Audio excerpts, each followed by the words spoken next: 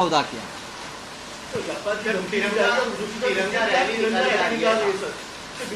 उनका देखिए, उनकी तिरंगा रैली निकालने की हैसियत नहीं है। जिस तरह से तिरंगा का अपमान हो गया है, अभी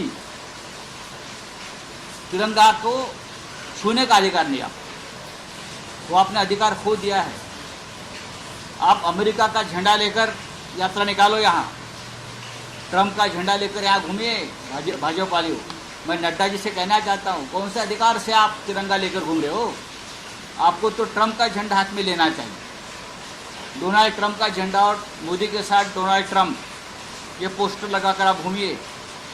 ये आपके IT सेल वालों को बोलिए जरा चुप बैठिए, तो रास्ते में पिट जाएंगे ये लोग। बोला हाँ, आपका क्या है? हो गया। देशाच्या पंतप्रधानांनी काल भारत पाक युद्ध आणि निर्माण झालेली परिस्थिती यावर विस्तृत निवेदन केलं।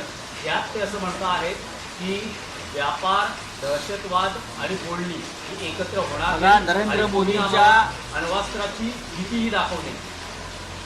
मग सीजफायर शस्त्रसंधी युद्धबंदी का केली? मोदींचं भाषण हे एक नंबरचं बकवास भाषण, हे विजेत्या राष्ट्राच्या प्रमुखाचं भाषण नव्हतं।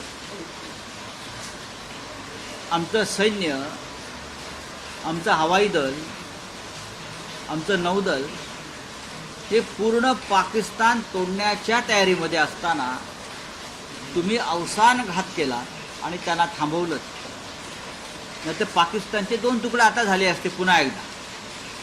पण काल माझ्या लक्षात आलं, नरेंद्र मोदी, अमित शहा हे फक्त राजकीय पक्ष तोडू शकतात ED आणि CBIच्या मदतीने। यांची हैसियत, यांची लायकी ही फक्त पक्ष तोडणं, पक्ष विकत घेणं एवढीच आहे।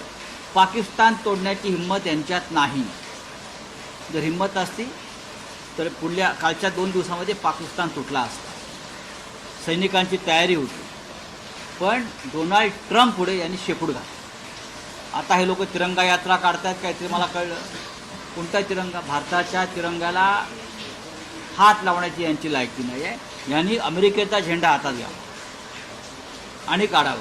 का इथे यात्रा काढता येत ना कुठे, आणि अमेरिकन एम्बॅसीची परवानगी घ्यावी या भारतीय जनता पक्षाच्या अध्यक्षांनी। अमेरिकेचा झेंडा घ्यावा आणि मोदीबरोबर ट्रम्पचा फोटो लावावा। वीर सावरकर वगैरे वगैरे जी नावं घेत असतात, अधिकार नाही।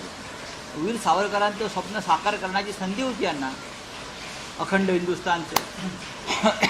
काय केलं? व्यापार काय केलं? तर व्यापार केला कोणासाठी? गौतम अडाणीसाठी, अंबानीसाठी व्यापार केला। व्यापार मोठा, देश मोठा नाही यांच्यासमोर। भविष्यात सगळे सौदे बाहेर येतील।